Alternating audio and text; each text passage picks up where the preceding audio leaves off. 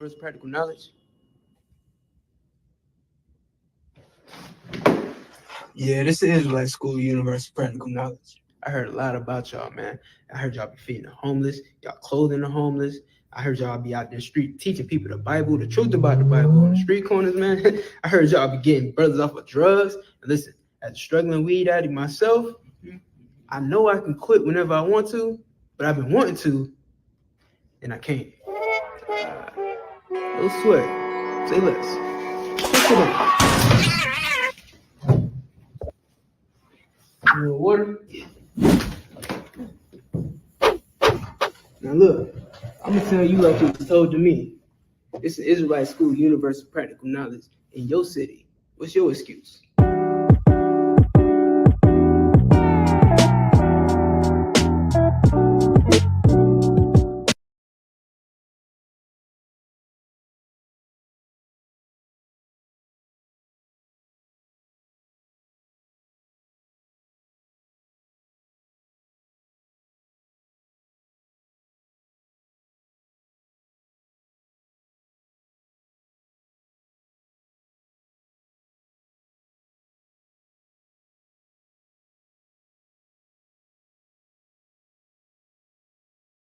Right. They teach that everyone is supposed to seek justice, except if you are Black, Latino, and Native American. When you want justice for your people, then you are evil. God has a lot to say. The Christian church is a very unjust organization. Right. They teach that everyone is supposed to seek justice, except if you are Black, Latino, and Native American. When you want justice for your people, then you are evil. God has a lot to say. The Christian church is a very unjust organization. Right. They teach that everyone is supposed to seek justice, except if you are Black, Latino, and Native American. When you want justice for your people, then you are evil. God has a lot to say. The Christian church is a very unjust organization. Right. They teach that everyone is supposed to seek justice, except if you are Black, Latino, and Native American. When you want justice for your people, then you are evil. God has a lot to say. The Christian church is a very unjust organization. Right. They teach that everyone is supposed to seek justice, except if you are Black, Latino, and Native American. When you want justice for your people, then you are evil. God has a lot to say. The Christian church is a very unjust organization. Right. They teach that everyone is supposed to seek justice, except if you are Black, Latino, and Native American. When you want justice for your people, then you are evil.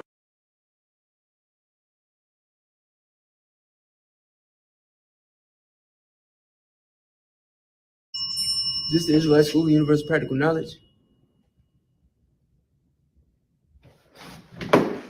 Yeah, this is Israelite school universe of practical knowledge. I heard a lot about y'all, man.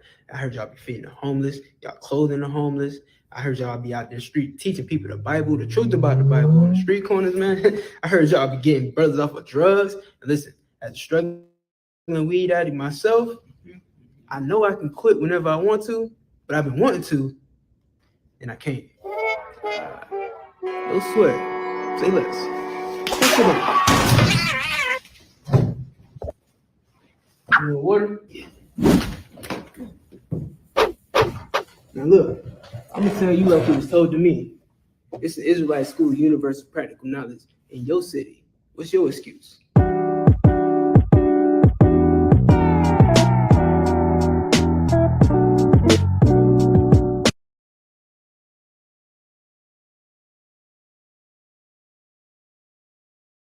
Under the sun, the place of judgment.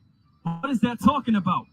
That's talking about heaven and hell here on earth. Right. That is what that's talking about. Meaning the judgment is not in the sky. The judgment is here on earth. That is what that is pertaining to. All right, read that again from the top. This is the book of Ecclesiastes, chapter 3, verse 16. And moreover, I saw under the sun the place of judgment, that wickedness was there, and the place of righteousness, that iniquity was there. Right. Wickedness was there and righteousness there. What place is that? What does that sound like today? Doesn't that sound like earth? Don't we have wickedness going on? Don't we have alternative lifestyles? Don't we have drug addiction, prostitution, sexual deviancies, vile bestiality, things that are going on today? That's wickedness. And righteousness also was there. And what is iniquity? Iniquity is sin. Sin is what? Transgression of the law.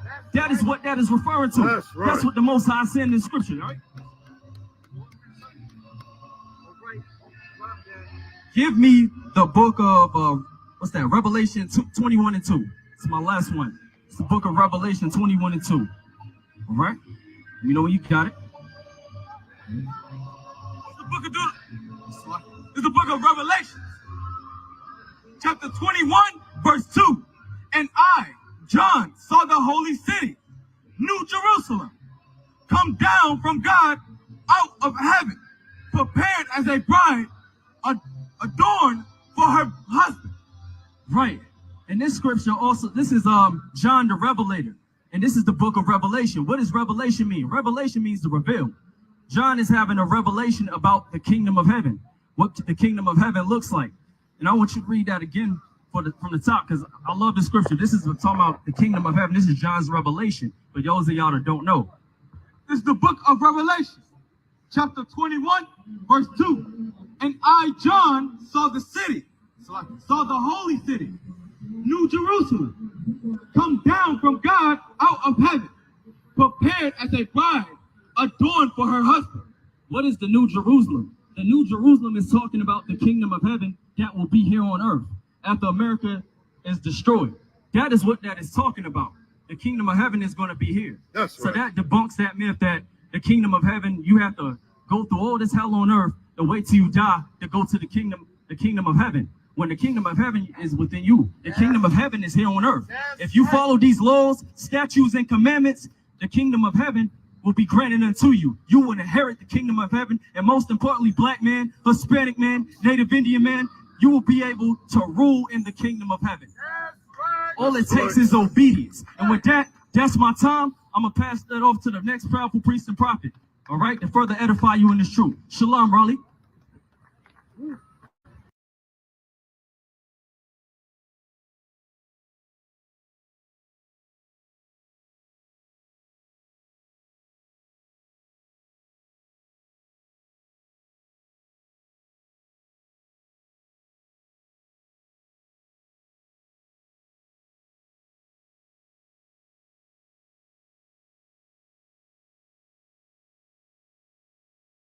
And all these so-called white leaders, liberal or conservative. Right.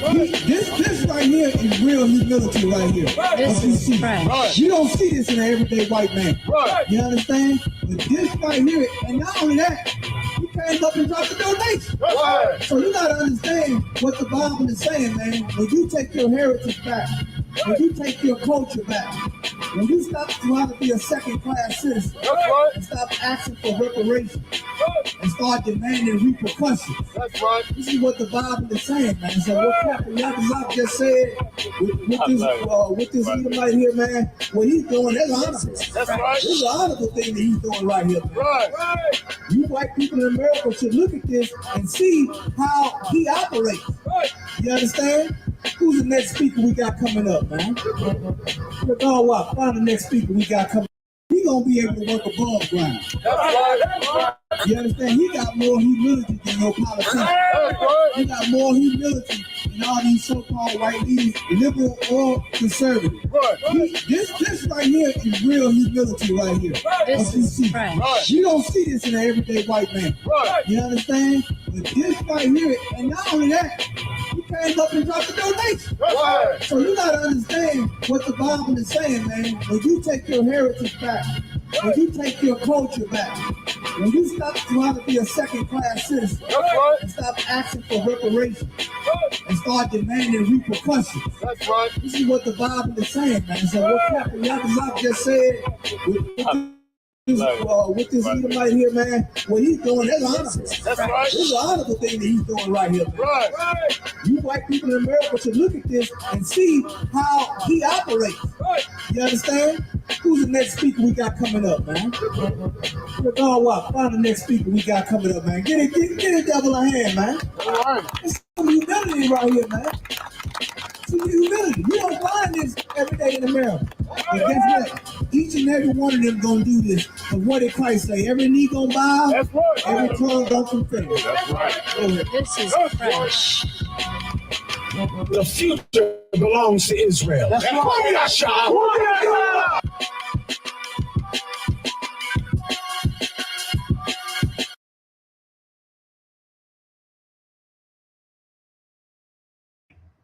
You eventually got to pay the cost, man. And it's so crazy because when you rich like that, and you got all that money, you could do so many crimes, and they got to make sure they perfectly catch you. They got to make sure every T is crossed, every I is in every paperwork, or else you're going to get away with that crime because you're so rich. That's this empire, man. This empire oppresses the poor, man. If you was a rich man, you would have no legal troubles for years. You could be doing all type of illegal drugs at parties, buying all the prostitutes, male and female, every wicked thing you want to do because you got so much money. But black man, the Lord is trying to tell you the greater way to be. You understand? The greater way to be is to keep your morality, black man. Is to keep your morals, black man. Then can't nothing stop you. If you poor and you committing crimes, you're gonna get caught so quick. You're gonna get caught so quick, they don't even really need a good case against you. Just the fact that you don't have enough for a real decent lawyer that's gonna go cross-examine witnesses and go do this and that, talk to the DEA for you, you pretty much gonna go into jail, black man. 2 million black men in jail. You think their case is all drawn out like Diddy case? Diddy case, they've been trying to build that case for damn near 15 years. You know how long it takes for them to build a case for you, black man, poor black man? 15 minutes. If that. Take 15 minutes to build a case against you. All they got to do is look at you and think about it. They got the case. You know what? I think he is breaking a crime. I think he is doing a crime. He's loitering and disturbing the peace. He's surely going to be disturbing the peace when I come over there and crack his head open. Then he's going to be resisting arrest also. That's how wicked this empire is, black man. This, like the brother T-shirt say, this is not our rest, man. Give me that scripture in Revelations. Revelations, come out of her, my people. You understand? Because we not P. Diddy, man.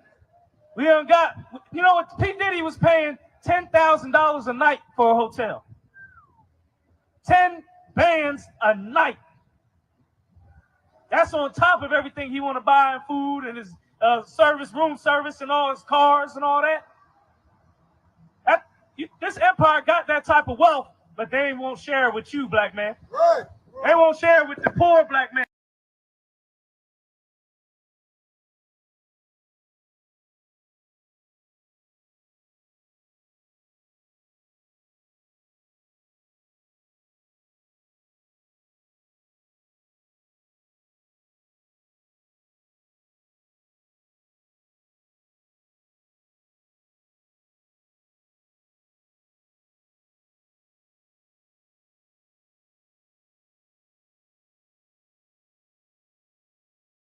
That's right. I don't know you.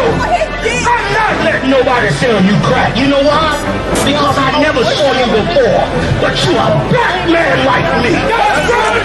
And it's worth something. This is BLACKWATCH with Commanding General YAHANNA, the only man to lead blacks, Latinos, and Native Americans. God made man on this earth. The white man he made man. God made man. God wants man to obey him. Bringing you real news. You don't need a black man in the White House. You need a black man in every black house. For many years, there's a lot of black people who didn't realize how deep the racism of white America was. You ain't gonna do nothing unless you decide where you gonna stand at with the Most High. This station is now the ultimate power in the universe. Righteous solutions to issues plaguing our nation. Boy, you better wake up and see the power that is within blacks, Latinos, and Native Indians. Join us every Monday from 9 to 11 p.m. BLACKWATCH. Let the show begin.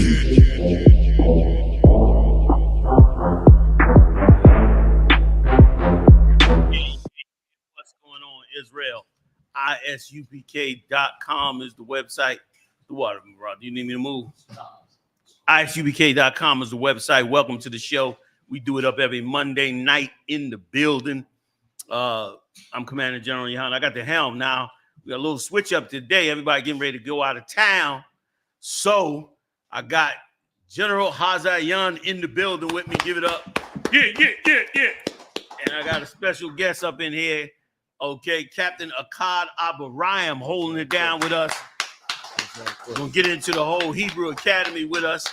And, of course, Officer Marah, Officer Yediah, Officer Ahban, and Officer Mathumya in the building doing it like we do. Let's get into it, y'all. Y'all voted. I heard. What number we going with, fam?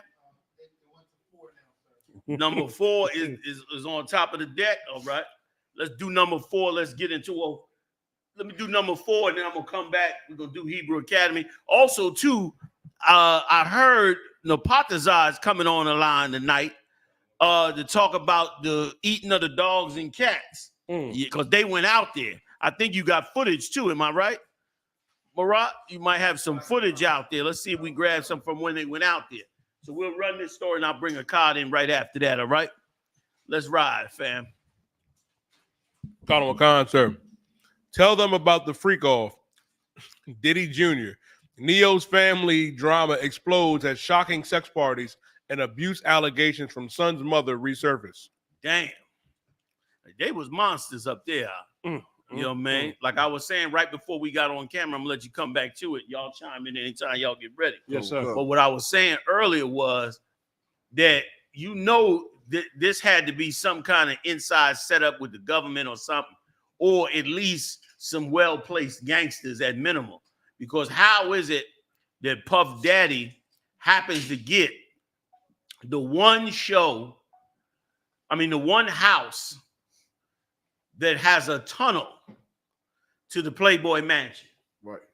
And the tunnel goes to the Playboy Mansion, and from what I heard, it goes to the naked pool area. He got some kind of caved, carved out area that's a pool, and they call it the naked pool. And they've been hearing stories about Hugh Hefner and the Playboy Mansion for years. You understand? Some of the people that accused Bill Cosby was out there.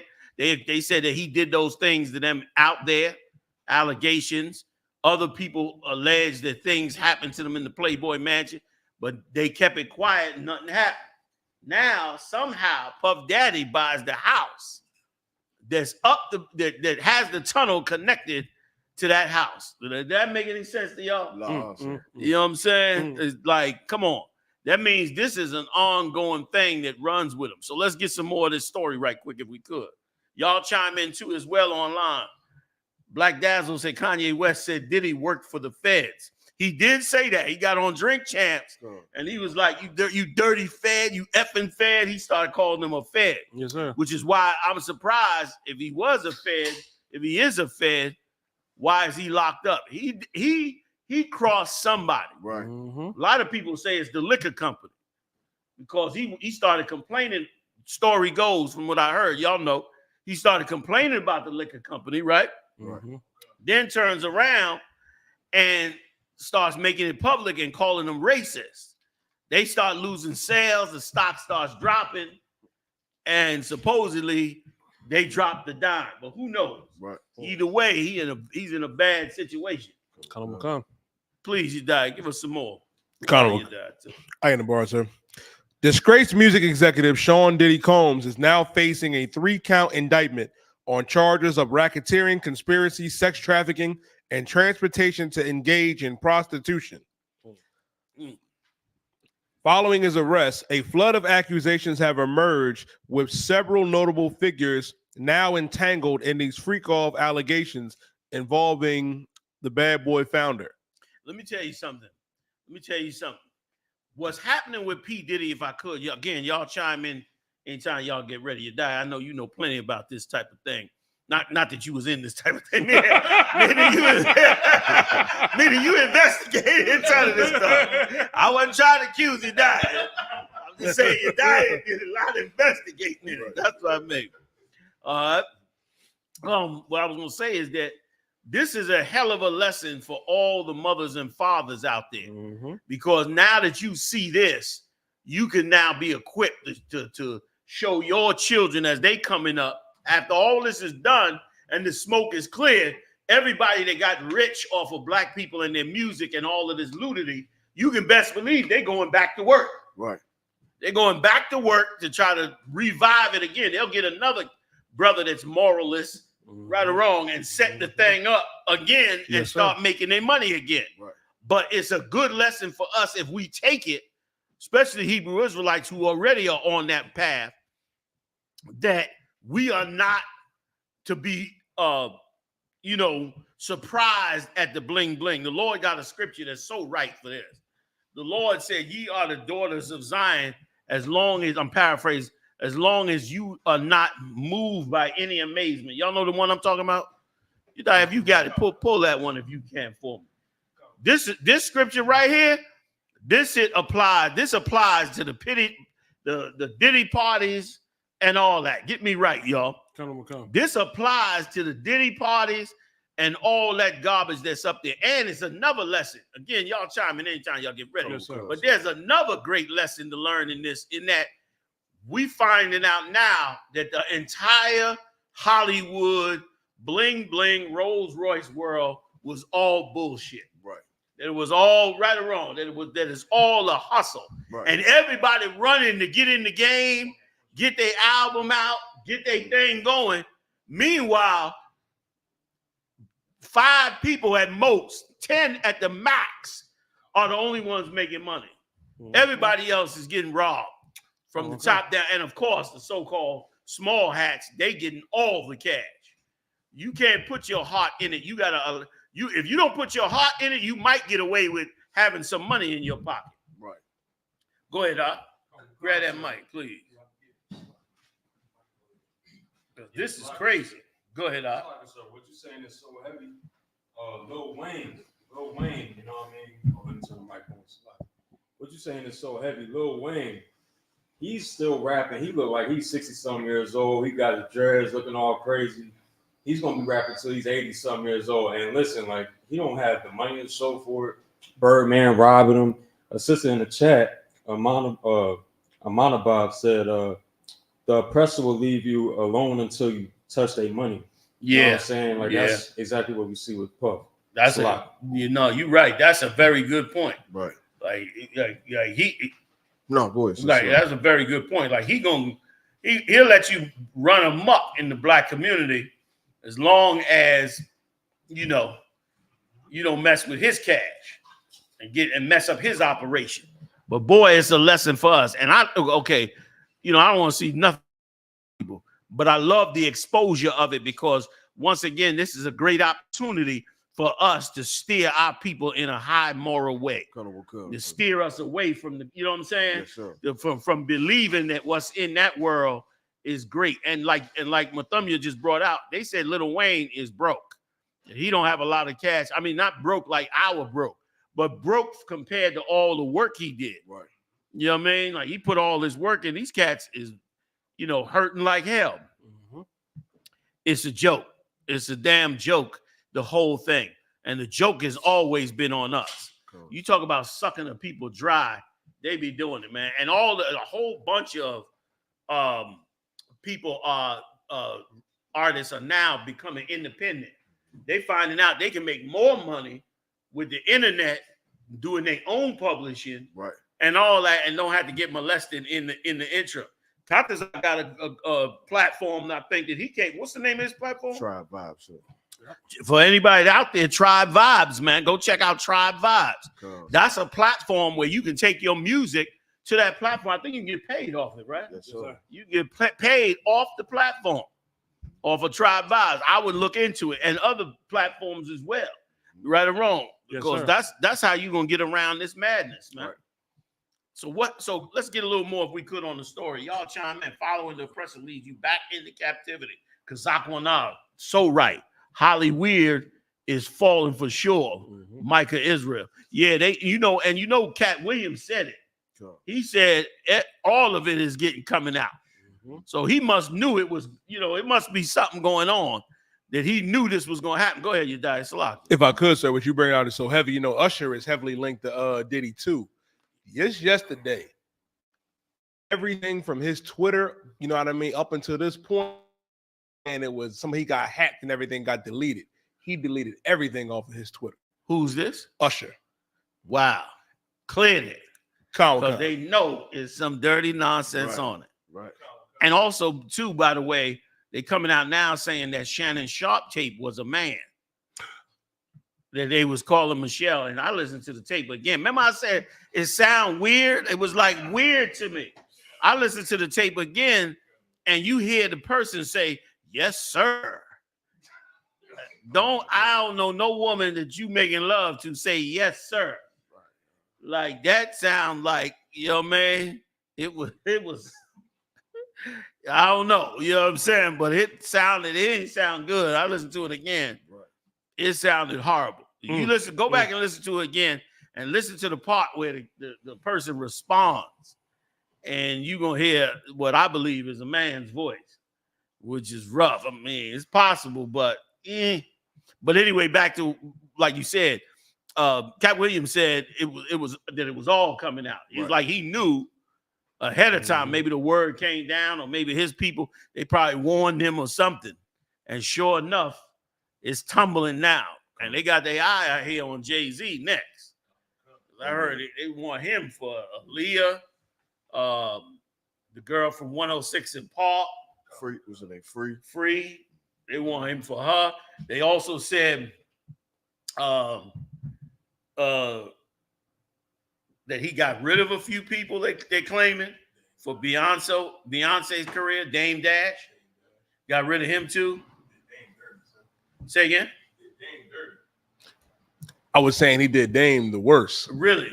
Khan, like cut his legs from under him. Wow. And that's how he got Def Jam. Wow.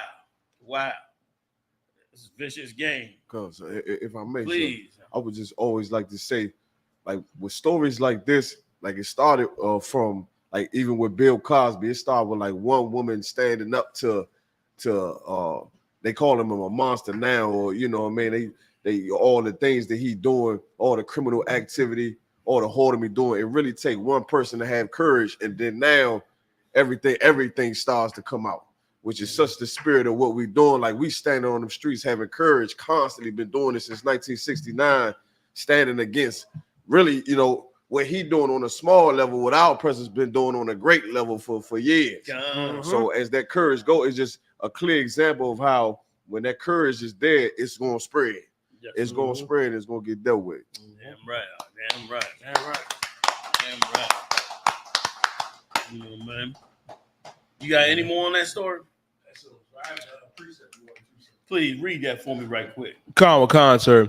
The book of 1 Peter, verse 6. Hey, this is something to learn, man, for all our young daughters, all our young sisters, man, and older sisters, period.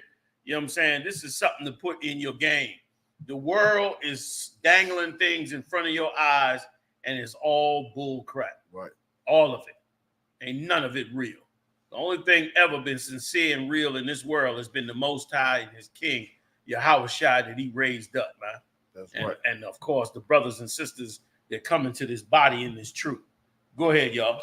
Khan, sir. 1 Peter chapter 3 and verse 6. Even as Sarah obeyed Abraham, calling him Lord, whose daughters ye are. Right. Whose daughters you are. Go ahead. Khan, sir.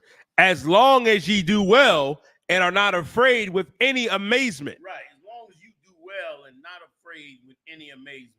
The amazements, man, that they perform in front of us is dragging our brothers and sisters off. Awesome. These amazements is dragging us off. Freak parties, Rolls Royces, all this, everything rented. Can you imagine who's renting them Rolls Royces, man? Right. I mean, how much money they're getting for you to rent the Rolls Royce, for you to get the jewelry, all of that is all, you know, fake. You probably turn in that jewelry they wearing. You probably turn in that jewelry. You probably get a third, if that, of what it was that you paid for them to make that jewelry. And if I may, so what you're saying is so heavy in that, okay, if the music industry is so lucrative and things like that, when these cats fall into their deviances, they still doing the common things. They selling drugs. They you know, pimping sisters out and doing things like that, which is something, you know, it baffles me because they still reduced to the same common living from a person on the street when music supposed to be so lucrative. But now it's starting to make sense, like you said, like it's all fake, because if music was lucrative and everybody's making money and everybody is so rich and powerful, then why are they reducing these sisters who's like Cassie? She an entertainer, she was a singer, right? And a lot of the women that was working for them, they singers and engineers. Why they being reduced to, you know, prostitutes basically? Right. If the music business is so lucrative and so rich and so powerful, so like you saying, it's all a lie. That's heavy. Damn right, brother. Damn right. Because otherwise, you would be glad or you would tell the entertainer, you know, perform, and that's all we want because we making money off. Making money. You must not be making so much money off of it if you got a prostitute that's a very entertainer. Right. You know what I'm saying? Like, that makes no sense. That's a heavy point you brought out. They were saying Diddy get indicted for guns, drugs, all. Like, if you doing that, you might as well stay in the streets. If you doing all that, you know what I mean? You such a mogul and everything like that. So like you said, and what was garbage. The point? Right, you know, man. Right, you know, man. They might. It's a joke. It's like you said. It's a joke. You know, man. That was it on it, right? If I could, John. Go ahead, John. That's why it's very important for brothers, you know what I mean, for you to be in your daughter's lives, because he got them women. R. Kelly got them women because he lured them in with money and beautiful things. And you got to teach your kids that don't make you who you are. You know what I mean? These beautiful things, these wonderful things, supposedly is like a hustle. It's like the candy they get a kid to come to them. Yeah. You know what I mean? It's like that. So you got to teach your kids not to. And like a scripture says, give me Matthew 23 and 27 real fast. Diane. Yeah. I mean, that whited sepulcher. You know what I mean? Something look beautiful and pretty and wonderful, but really on the inside is dead man bones. We're going to read what the scripture say about it. And you got to teach your kids these things, man. Show them the right thing, man. That's why this truth is so important. Learn this knowledge in the ISUPK is so important, man. And once you learn it, you make sure your kids live this. Teach them, show them to live it. You understand what I'm saying? Because it's out here. If you don't show them that all these things that so-called look good is not really good, they're going to think it's right. It's like somebody trying to entice your kid with candy. Come here, little girl, I got some candy for you. If you don't teach them not to go to some man with some candy, that everybody trying to offer you things ain't right, they're going to go to the person. They're going to flow to it. So teach them and show them. You got it for me, warrior? Read. The book of Matthew, chapter 23 and verse 27. Woe unto you, scribes and Pharisees, hypocrites. This is talking about the scribes and Pharisees of that day, but it also applies to right now what's going on. And it applies to the case of Puff Diddy because he was in a position of power, influence, and had some level of authority amongst Israel because of the music. But the Lord is saying back then they were hypocrites, and he called him a hypocrite as well, because even though he was in that kind of a seat, I'm going to read. Go ahead. Khan, sir. For ye are like unto whited sepulchres. Something nice and pretty. Something that look good. Go ahead. Khan, sir. Which indeed appear beautiful outward. It looks good for you on the outside. He out there with all the money, the cars, the jewelry, the gold. He got the Sean, John, making all this money. Right. It looked good. You know what I mean? Got the businesses flowing, you know what I mean? Different things. Go ahead. Khan, sir. But within, full of dead men's bones. But really on the inside, you tear away that inside, I mean that outward appearance, on the inside of him, that cat got dead bones inside of him, man. Which is why you see what's going on coming out. Because there was really dead men bones living there. And let me tell you something. This example here, you better teach your kids this here, man. So they don't flow to people like this here. So they ain't flowing some cat trying to floss on them with a car and jewelry. And they look at them and say, you know what? Nah, I'm cool. That don't mean nothing to me. And they got to be able to say those things inside themselves and to the people trying to expose them with it. You understand? Keep on reading, brother. Sir. Khan. And all of all uncleanliness. All the unclean things of the Lord they doing. They done did in there, man. You know what I mean? This is exactly what happened back then. This is what P. Diddy just did right now. And the Lord give you an example. Go ahead, brother. Go ahead, Cat. No, Salaki. Go ahead. Was you dropping this heavy? So I wanted to put a scripture when you was done. So Salaki. Go ahead. No, go ahead, Rocky. Come on. Salaki. Could I get Matthew 16 to 26, Baba Kasha? what General Hawes is bringing out is dynamic in that the Lord said that you're supposed to bow your daughter's neck when she's young. You know what I'm saying? So you grooming your daughter to how to have, not to be naive, not to be seduced, and not to be groomed. That's the term they use in psychology when they give therapy to these victims of sexual assault and sexual abuse, is because they were groomed. And that's what all the terms they using on what they doing about P. Diddy and all that, Harvey Weinstein, R. Kelly, and all these deviant individuals in the music industry. They groom these young entertainers who are aspiring singers and aspiring rappers. They grooming them, but they ain't grooming them for righteousness. They grooming them to destroy them, to be able to harbor something over their head and extort them and blackmail them. They're grooming them from young, like they did Usher. Usher was like, 13, 14, moved in Puff Daddy house. Like even his mother and father should know whatever's going on with Puff Daddy for a 14-year-old boy, even if it's women. A man can, at a very young age, being exposed to a woman sexually early can really hurt a brother, man. It could destroy him, you know what I'm saying? Like, you know what I mean? If you could pull the scripture, Baba Kashar. The book of Matthew, chapter 16 and verse 26. For what is a man profited if he shall gain the whole world? If a man gain the whole world. Puff Daddy had Sean John, Ciroc, Bad Boy. I mean, he was with the one of like Biggie and Tupac and some cats argue about like it's basically in the Bible. I mean, you get into an argument with a cat off of Biggie and Tupac like it's the Old Testament. Like you can't go nowhere with it. But he right there next to Biggie. I mean, this cat is known in infamy in that music world. You know what I'm saying? All through the 90s, he done gained the whole world. Keep reading. Common concert. And lose his own soul. And lose his soul. Now he in the 8x10. Now I can't imagine how that feel. I'd be like, you in a box, you with sharing a toilet with some cat that looked like half a woman, and he been in there. Now he about to Diddy you now. He in that jail cell. You about to see what the Diddy is now in that jail cell. The loss is sloggy. I was just gonna say bad food, all that, going through withdrawals because he's full of coke and everything else. So the withdrawals alone is hell. You gotta go cold turkey on whatever it is he been on. Salaki. No, so please, and it's like he got all that money, all that fame, all that notoriety, and really inside, like General Hart said, he's dead. Like he's dead inside. That's why he's abusing the women, stomping all on their head.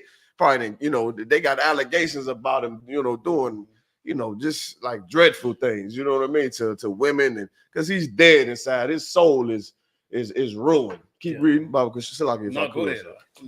Khan. Or what shall a man give in exchange for his own soul? Yeah, like what did he do?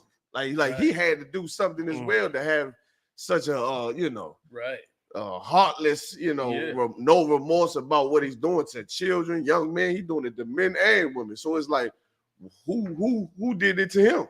And it's funny you say that because one of his proteges, one of the ones that was on that TV show, he said that Clive Davis is who he believed did the exact same thing to Diddy, right? And that Diddy would tell them, I ain't gonna make it easy for y'all. I'm gonna put y'all through it the hard way, like I had to go through it. And I saw a tape. I don't know how true it is, but I saw a tape where Lil Wayne was also in a studio. Yes, sir. Y'all saw that tape. That tape was horrific. It was frightening. That tape was a horror movie. That tape alone by itself, it was a horror movie. If you a young man, young of age, you in this room, the room is dark. Right. You in there making music with these cats, and they talking about, yeah, we're gonna bring you through, we're gonna hook you up, but we're gonna do you like they did me. We gonna this, we gonna that. And the way, I don't remember the exact words, but if you 12, 13, 14, you in there, brother, that's a nightmare. You'd have to pull your shank out and battle all the way, try to get your ass out that damn room, right? Because if your mind ain't right, you know what I'm saying, they'll destroy you like they got destroyed, like you saying. Like he said, I'm gonna groom you like they groom me. Yeah. He young, you know what I mean? I remember that video. His name Lil Twist, I think, or something like that. Lil Twist. I wonder, right? I wonder what he might have bailed out the whole thing after that. You know what I'm saying? If I could, and just give y'all a little bit of this. Somebody look at this. You can look this up in Wikipedia. Look up in Wikipedia the god Pan. All right.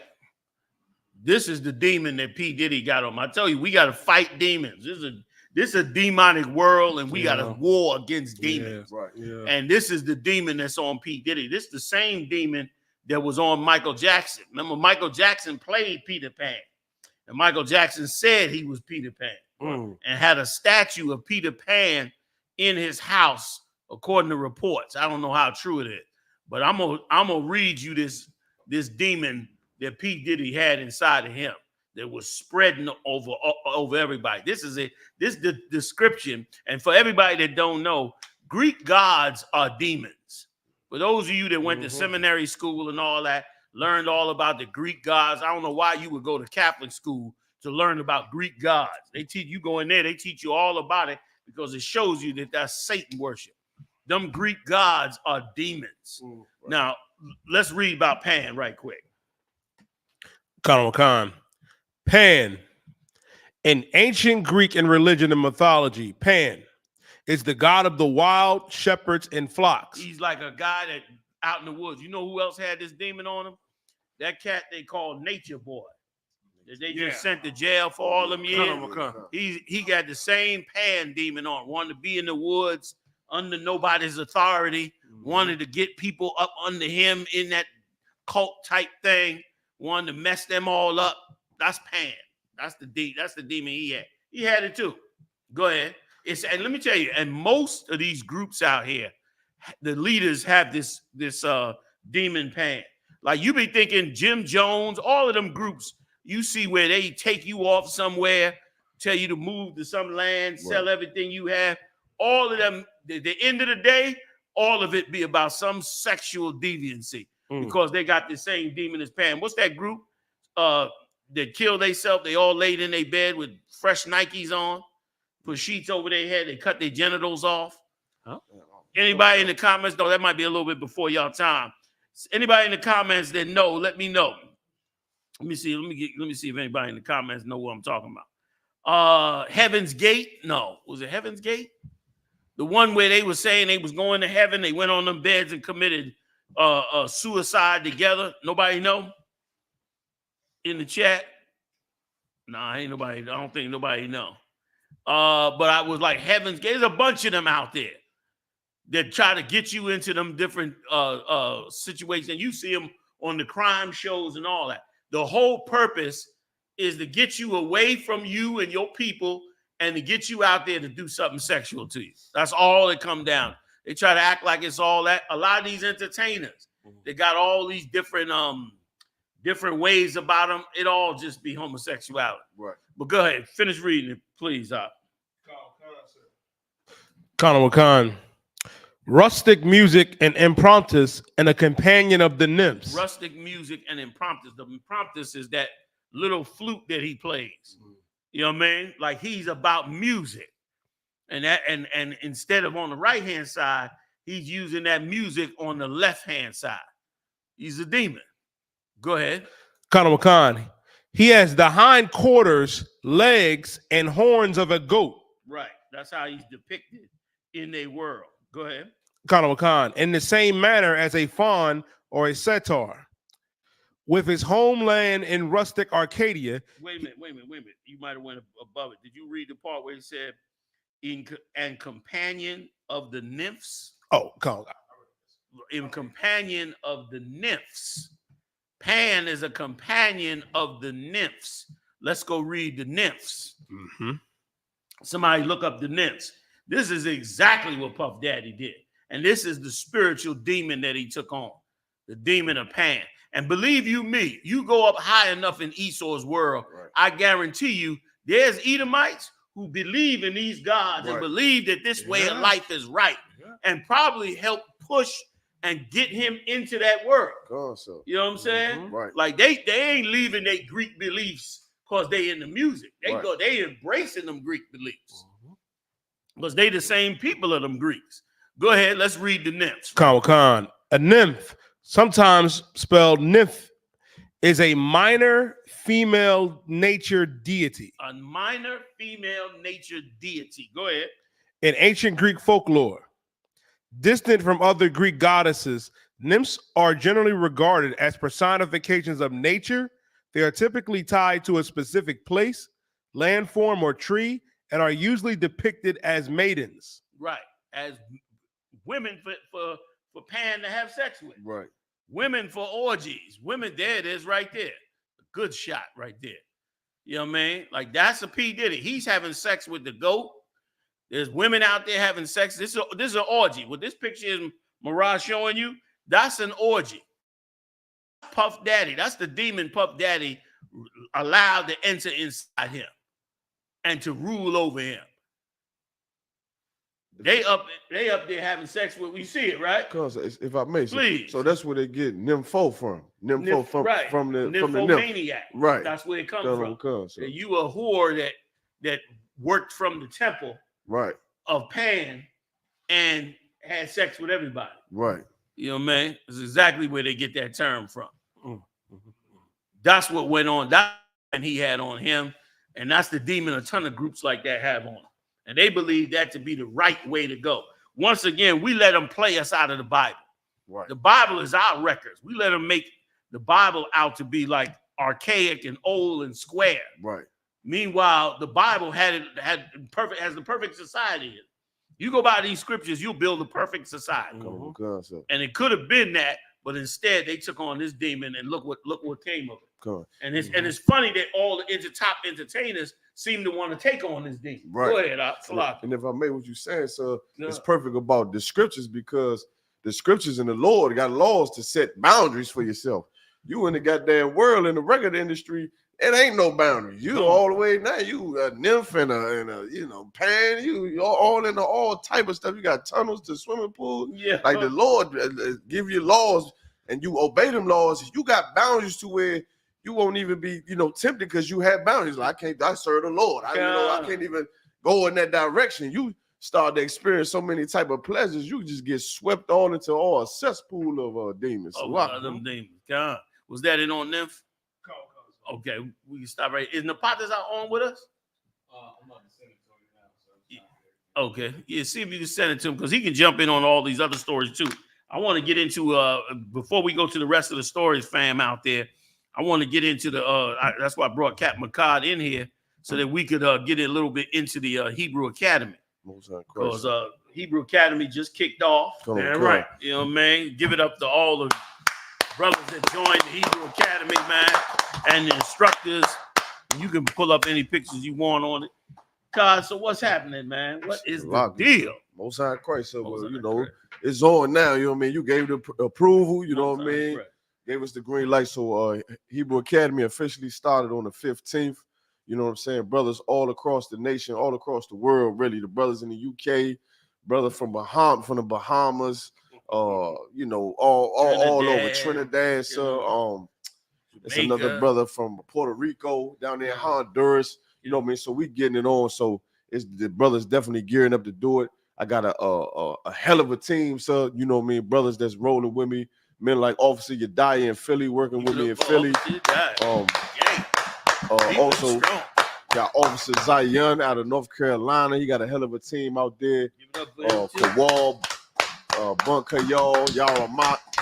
That's Captain Nathar crew down there. Got always got the South Texas brothers, man, rolling hard, man. Officer Ron, Taza Doc, Officer Tabasad and Kaleem, man, just excellent brothers, man. They rolling brothers out of Chicago. Officer Ra'am, they all rocking it. You know what I'm saying? Getting it tight. Sharatazad of Florida, and many more brothers, man. Brothers in Detroit. You know what I'm saying? Instructors stepping up and really to give these brothers who coming up in the ranks of the youth and the spirit of Christ. You know what I'm saying? The ISUPK, something that really all binds us all together. Like that's what's so special about the Hebrew Academy. This is something that we've all gone through. You know what I'm saying? And this is something that just binds us together in this brotherhood and make the brotherhood more stronger. And you know what I mean? We all go through it and share. So the water to you. So you know what I mean? Most High Christ. I was so shocked. I was shocked to see how many brothers across the world had joined in the academy. The number was strong. I said, I can't believe these brothers made it to the truth and came through the straight gate, put that black on, and got up in that field. Right. And then I came back this week. I was outside. I was waiting to come inside. I was outside. I said, let me go in there. There's probably 2 brothers left. Right. I said, they probably all left. I said, let me go up inside and see what's happening. And it was packed up in there this week. Like, brothers really are trying to separate from this kingdom, man. Yes, sir. And I heard you got some, I'm jealous. Y'all got some new jackets. Oh, Salaga. I'm salty down. Salaga. We gonna have one for you ready. We getting it ready now. Ship to you. You know what I'm saying?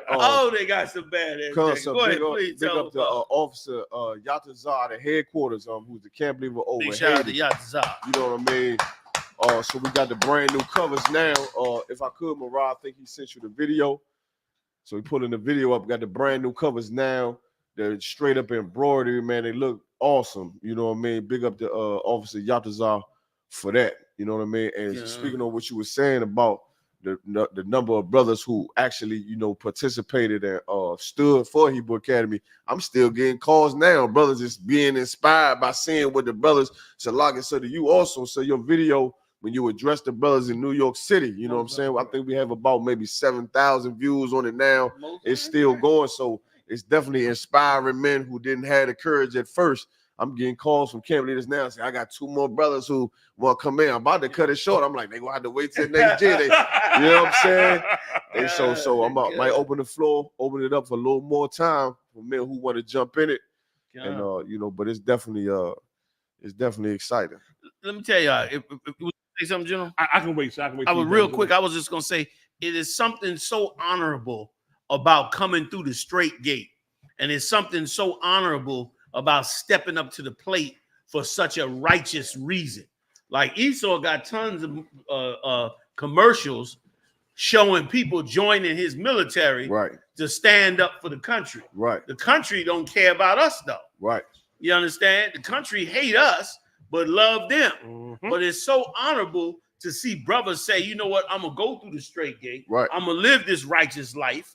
I'm gonna get off of the left-hand side and get on the right-hand side. I'm gonna give up these demons, and I'm gonna get up into this work. Right. Is ridiculously honorable, man, and it's ridiculously right to see it happen. Salaka, yeah, ain't no sweat. So Thawadah, sir, too. I mean, Thawadah the user and Thawadah the Captain of Cod for holding back what you taught. See that picture right there? So that picture right there. I'll put that. Can everybody see that picture, Marah? Like that's what Commander YAHANNA kept and was taught.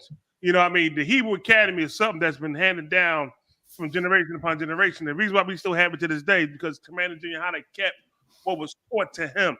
You know what I mean? He kept it pure. And was why we have it the same way. Them brothers right there is in it. And we had our class. Slaki, so Commander YAHANNA, he had his class. And he had to go through the Hebrew Academy and get taught. And he teaches us the same exact way. Let me tell you, let me give you one scripture, which a lot of men done forgot about.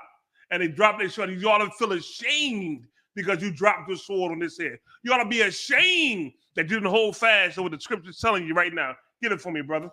Come on, sir. The book of 2 Thessalonians, chapter 2 and verse 15. Therefore, brothers. Who is this talking to?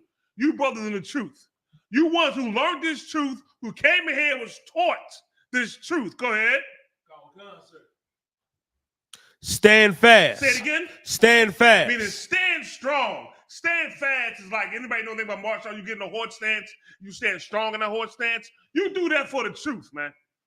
You put that kind of spirit and persona on for this truth. Stand strong. Go ahead. Khan, sir. And hold the traditions. And hold what? The traditions. The what? The traditions. The things being taught to you, man. We got Hebrew Academy right now in 2024 going to 2025 because Commander YAHANNA stood strong. Right. The things that he was taught, he kept. Now he's teaching us. Now he's teaching you. You understand me? You stand strong on these things. Don't waver. Don't falter. Stand strong on what you're being taught. So many men have dropped their sword because they didn't stand strong. For whatever reason, whatever thing happened to them, they scared, whatever happened, they dropped it. But Commander YAHANNA didn't, and you're not as well. If you're the Hebrew Academy, it means you ain't dropping your sword. You understand? You still standing strong in UPK because you standing strong on what was taught to you. Read. Khan, which you have been taught, whether by word or our epistle. Meaning, if you taught this truth or what these men is telling you.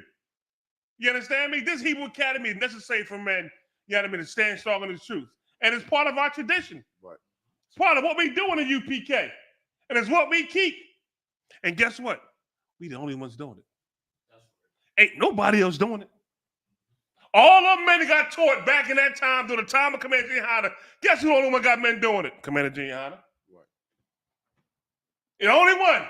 So I'm telling you, you keep what you've been taught. You stand strong in what you've been taught. Hold fast in what you've been taught. You understand me? And don't change what you've been taught. Keep it pure. So I can say that's it. If I could, most time credit, give it up for Ahban.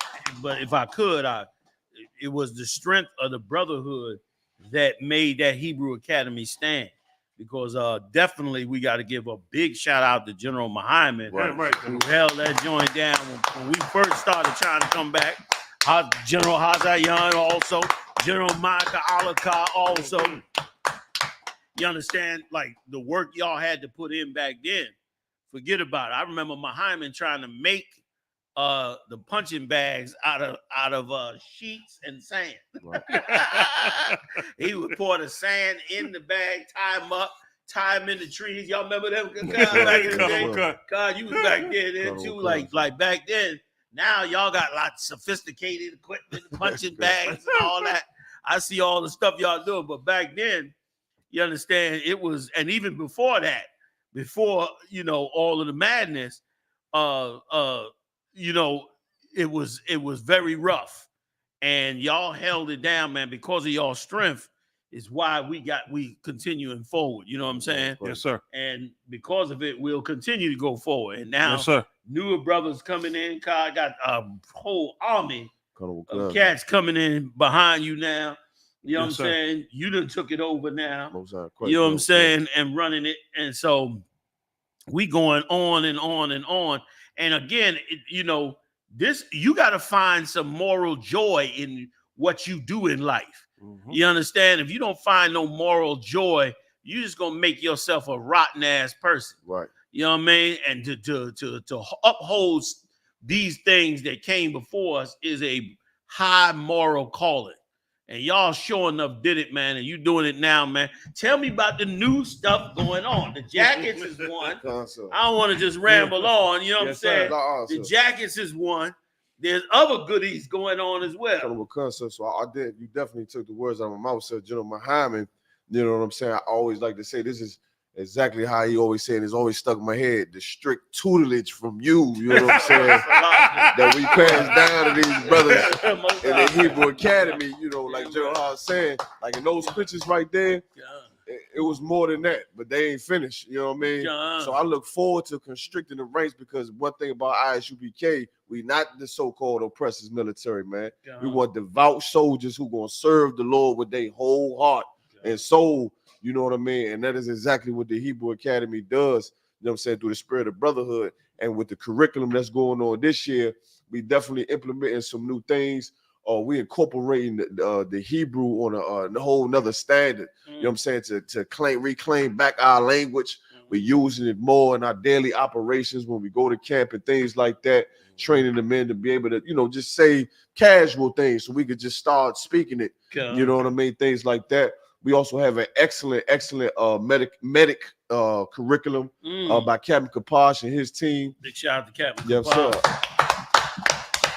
They're gonna be stepping in and teaching brothers how to do the CPR by brothers who are professional nurses, licensed nurses, and professionals that we always do. We also have some we implement this year is an aquatic curriculum from Officer Malak out of Kansas City, one of the Kansas City 4, the KC4. Officer Malak. Give it up for him.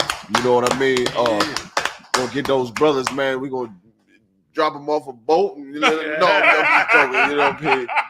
You know what I'm saying? But definitely show the brothers and train them on how to have the power to be able to save somebody's life, you know what I'm saying, in the water. That's a very practical thing that might happen in these cities that might be necessary. It happened in Houston twice. And right now, part of Houston is flooded down there now. Yes, sir. And Newark, New Jersey has got major floods up there as well. And you're going to find yourself on a pontoon in a 2-second trying to drag people out there. And you know what happened down there in New Orleans where the Edomites was telling the sisters they had to show them their breasts, right? If they wanted them to rescue them off of their roofs, right? They was monsters, man. They was monsters to the sisters. And so the stronger we become as the Lord's chosen, the more we can help ourselves. The more we don't have to be, an invalid underneath this man. Right. We can help ourselves and build for ourselves. There's much, much more the Lord gonna do, and they can't stop it. And you see what's happening in the Middle East. They escalate. Now they going into Lebanon. You know what I mean? That draft is around the corner. Yes, sir. You know what I mean? So they got a lot going on. So now's the time, you understand, to help ourselves. Right. You know what I'm saying? Because to them, we ain't even in no slavery. But that's heavy aquatic training. We never had that coming up. We didn't have that. No, we got aquatic training coming in. Go ahead. Definitely going to be needed in the nation as well. As well as I wanted to say this also, sir, to kind of piggyback on what you're saying, or how necessary it is for the brothers. You know what I'm saying? Because being in the world, you start to see what's going on in the world, and without the truth, you would think a brother want to stand up for something. He want to fight for something. You know what I'm saying? That's why a lot of us is in here. Like, a lot of us want to be a soldier. We just didn't have the mercy from the Lord to actually find the truth. That's right. But now, if you listening to Commander YAHANNA and you hearing the words of Commander YAHANNA, the ISUPK, now you can actually fight for something, and we have the structure and the system, you know what I'm saying, to be able to teach you how to implement, you know what I'm saying, all of your aggressions and really devote them to your people and your nation. You know what I mean? What the hell is wrong with that? Blacks, Latinos, and Native Indians need to be heroes in their own story. Yes, sir. Lord knows we got tons of stories of us being the villain. Right. They even vilify us for being in slavery. Them, they're like, it's our fault we was in slavery. We vilified on all the levels. And finally, we can be a hero in our own story. And the courage it takes, man, to have your own identity. Right. The courage it takes for you to have your own identity is amazing, man. You know what I'm saying? For you to be just the person you're supposed to be. Go ahead, and I wanted to say that I actually spoke to a couple of brothers who was in our so-called oppressors military, and they've all told me after they became graduates and things like that, they have learned more extensive training in the Hebrew Academy under you, sir, and the ISUPK under General Muhammad's training, his tutelage, than they learned in the Esau military. They learn more tactics, more self-defense. You know what I'm saying? And what's most important, a lot of brothers sometimes, and I definitely want to the brothers who are in Hebrew Academy, who listening and learning, and this your first time, and this is your generation in that Hebrew Academy. It definitely has, its share of physical combat and training, thing like that. But the brotherhood is what I'm looking for. I want to see you be able to do those things and enjoy those things. But myself and the men above me and the brothers that's working with me, we are scrutinize you on your watching your mouth and what you say in here and how you treat a man and how you take care of the brothers next to you. You understand? Because that's something that Esau definitely missing from his military. I asked the cat down there sleeping underneath the sidewalk. He was a veteran. He was a all white man over there sleeping over on 69th Street. He, was in the wars and all that. He's sleeping over there half a foot, half a bag. You understand? Ain't got no brotherhood. You understand? He over there basically dying over there. Was in the military, Esau military. Right. And there's numerous stories like that. He died over on 69th Street. Don't nobody know about him. He asking me for change. White man. And I gave it to him. You know what I'm saying? Because, and here's what we have, and here what we building in here. That's what's going to rebuild our people, the brotherhood. You know what I'm saying? Damn right. The brotherhood. And that's what's important to watch. Damn right. Damn right. Because they show them commercials, about where they helping veterans, where they injured. Y'all seen them, right? And the ones in the tower and all that. But it's shameful. This is the richest country in the world. And you got to beg people on TV to give money to your veterans who fought and gave their lives. Right. And you ain't even trying to take care of them like they supposed to be taken care of. Like you got to beg the people to help them. Like the government has broke us up. Right. The government spending trillions of dollars. Yep. The government could take care of them few veterans like it was nothing. And meanwhile, you're going to let them sleep on the street, man, and do them like that. That means you just a ruthless people. You definitely don't care about us. You don't even care about the ones who fought to deliver this country. And they your people, not to mention us. You know what I mean? We fought for in, like Muhammad always bring out, we fought in every damn war. Yep. But we know you don't like us. But damn, you won't even help your own that are veterans. You're gonna go to the people to beg for that. It's shameful, man. Right. Salaka, go ahead. Yeah, right. Bring the partners in right after this, y'all. Go ahead. I wanted to bring out, I know one brother, what's the brother name in Chicago? Salaka, Kazakwana said real quick, but can give billions to other nations. You Yes, right. Sir. You absolutely right. Go ahead, Salaka. Yeah, come to water, sir. It was a brother in in Chicago. What's the brother name? What's his name? My Yad. What's his name? My Yad. Listen, he took his Hebrew training to another level, General.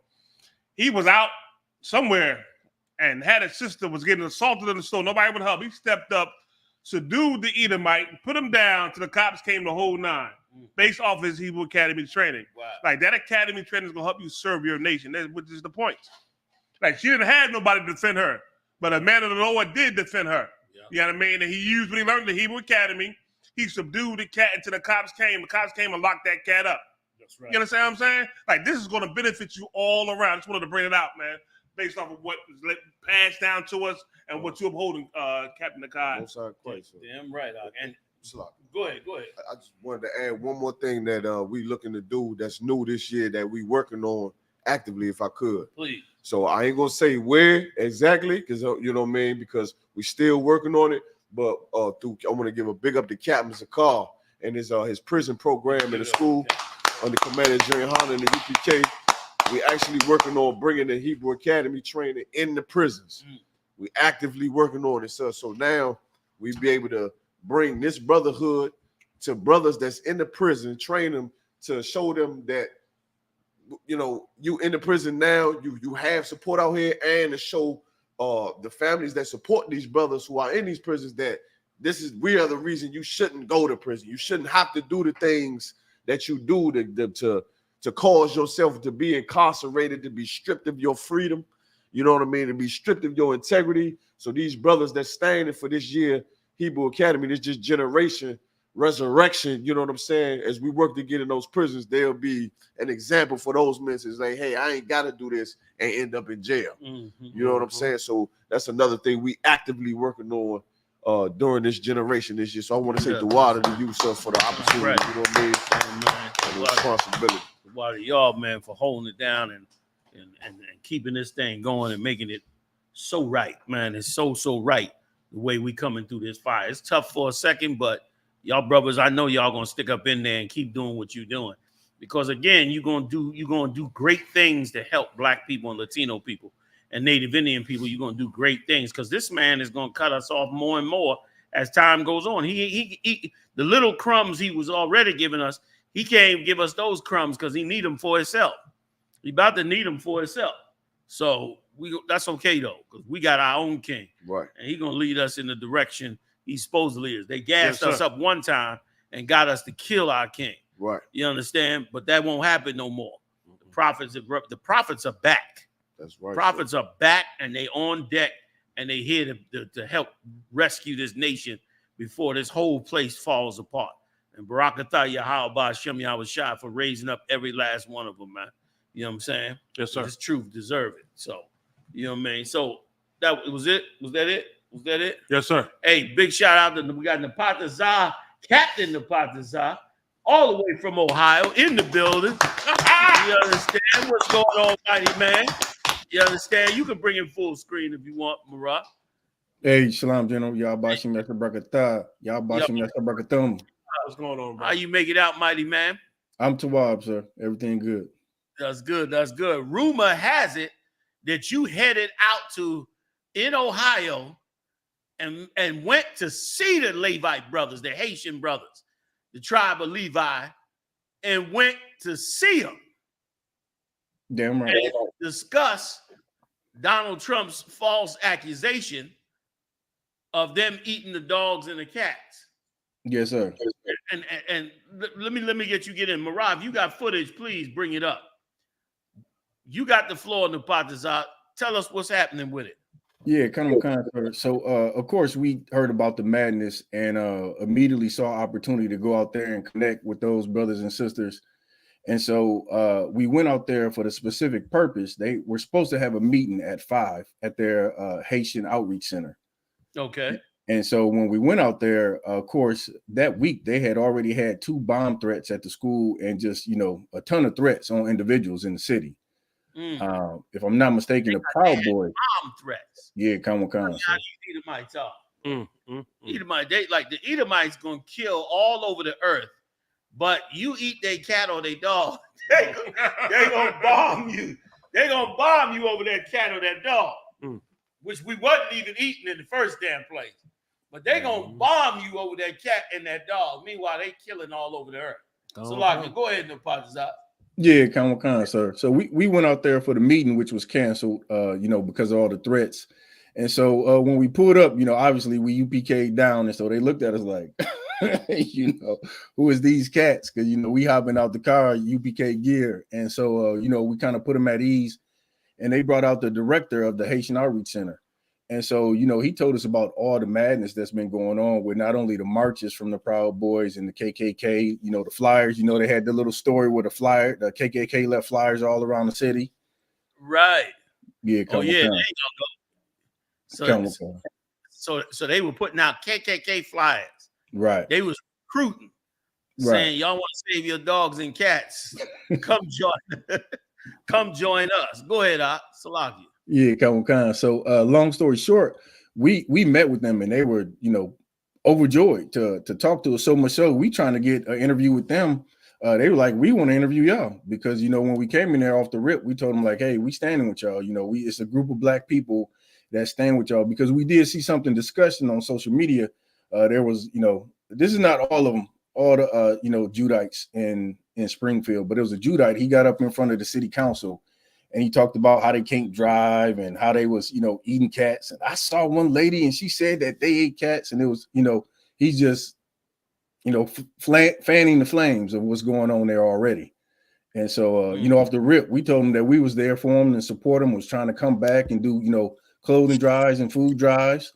And they were greatly appreciative of our assistance and how we came and talked to them. And they were, you know, super kind and super humble. And they ended up doing an interview with us. It was a guy. It was apparently he's a big deal in Haiti, and he came down to interview them from Haiti. He came all the way from Haiti, and he did an interview there with them. But like I said, when we got there, he wanted to interview us as well. God, nice work, bro. Okay. Nice work. And what was the vibe on the Haitian brothers and sisters? Were they upbeat? Were they depressed? What was the vibe on them? No, they were definitely concerned, General. They were definitely concerned about just day to day. Shortly after we interviewed with them, we went into the there's a local restaurant there, serves Haitian food. So we went in there, kicked back, had some good food and everything, kind of vibe with the people. But, you know, just a general consensus among the people, everybody worried. Everyone's concerned. You know, again, you get these devils marching down, that's enough to make anybody worry.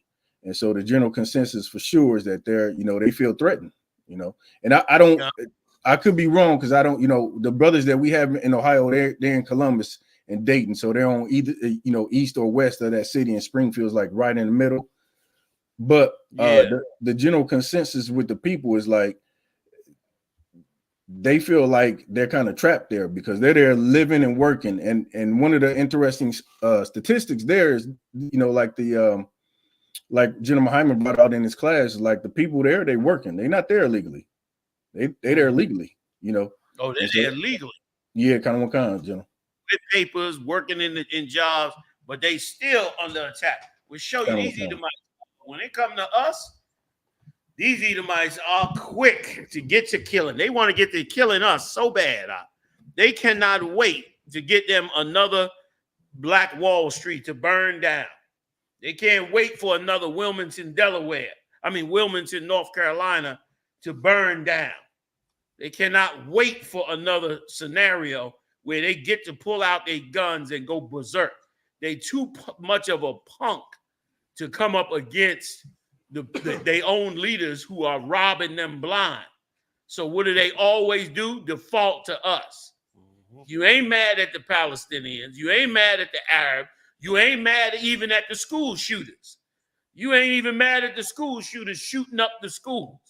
The only one they ever always mad at is us, because you've been thinking us to be just a little victim. But the time is coming where the victims is about to, you know, what's the statement they always say? It ain't good when the rabbit get the gun. You ain't gonna like that. You ain't gonna like that evil that you doing. Stop picking on poor blacks and Latinos. Right. And you can best believe, and Native Indians, you could best believe that was orchestrated. That was a rallying cry for Trump to get more supporters. And now he's beating out the East Indian Edomite. He's beating her in the polls. This was perfect for him to stir this, to make it like these brothers and sisters doing evil. And if he wins, sadly to say, I mean, the deportation will be insane. Go ahead. You got some footage you're trying to play? That's it right there. Go ahead, whenever you're ready.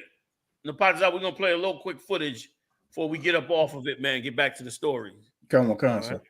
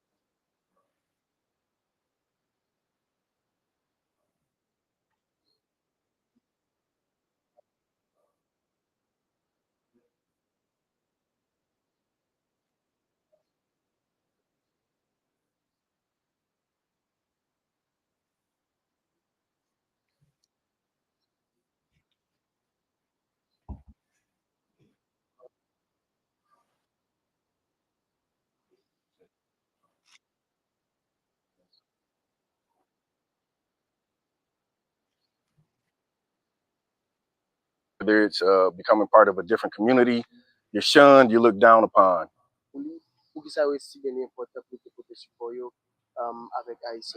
Hi, sir. Can you just introduce yourself and Yes. your organization? Yes. So we are the Israelite School of Universal Practical Knowledge Good enough. You got under commanding General YAHANNA.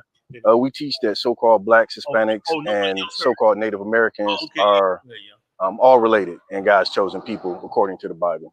And what's your name? My name is Captain Napataza. I'm a member of the ISUPK, and you know, we just come down to see what we can do to support you guys with all the rhetoric that's going on today. If y'all Yo, as a Black American, how you feel that you heard like so many bad things about Haitian community? Yeah, no, it's very disheartening. It's very disheartening from the standpoint of this. A lot of Black Americans go through or have went through something similar to what you guys go through. Whether it's moving to a new neighborhood or whether it's becoming part of a different community, you're shunned, you look down upon. And so to see certain, not all Black people here in Springfield, I'm not from Springfield, but of course I've seen some, you know, very disheartening interviews where Black Americans are saying this about Haitians, when in fact we should be standing with you all to help resolve any issues that are going on and not saying they need to leave. You know, that's the wrong attitude because, you know, your people just went through the same thing.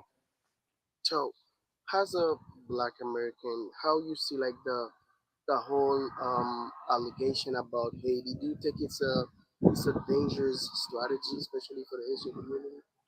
It's funny because we just had a brother in our school who taught a class on this, and when I say that Black people just went through the same thing, it you know, just several years back, Black people they used a Black man named Willie Horton and used him as a scapegoat and built up this huge campaign and conflict and caused all kind of disruption. And they used that man who committed a Black man who committed a crime and said, see, we need to do this to Black people because they don't know how to act. We need to hold them down. We need to oppress them further, which is the same thing that they're trying to do to you guys. Like it's a strategy that they use to say, we don't want them here. So why do you think it was really important to support Haitians in that situation? Again, from our standpoint, Black people have already been through this and still go through it today. And so to see our people, we consider Haitians our people, to see them go through it today is like, how can you see the pain of your brother and not try to help him out? And again, a lot of people, they live because there's distance. Man, that was heavy. Big shout out to Napataza, y'all. Give it up. Go ahead, Cap. Go ahead, Cap. Throwing it down out there in Ohio, man. You know, man, we had to cut that a little bit short, but that was heavy. You know what I'm saying? Like they trying to trash us. And if I could, I am so amazed at how ignorant we are as a people, all 12 tribes. Like they getting ready to go to war all over the earth. And they are so smart compared to us right now. And this is what I mean when I say that. They have systematically turned us against each other. They got blacks going against Latinos, Latinos going against other Latinos, and Haitians going against now, blacks going against Haitians, Levites. Like they done turned all the tribes against one another. And meanwhile, nobody turns against him while he just gets rich, robs the earth, you know what I'm saying? And he don't got to worry about nobody turning against him. He just sit back and hate everybody and threaten us and degrade us. Yes, sir. While he turns around and robs the whole damn earth.